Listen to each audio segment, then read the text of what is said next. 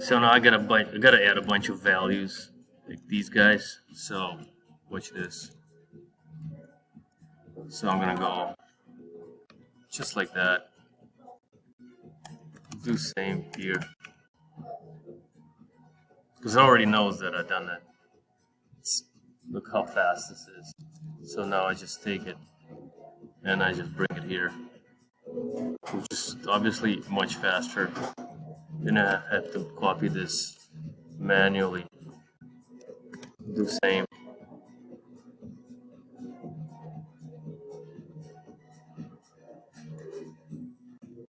Much faster. And I did this for plots. I did this for values, and this took me much less time than I would have been doing this manually. Same. It's amazing stuff.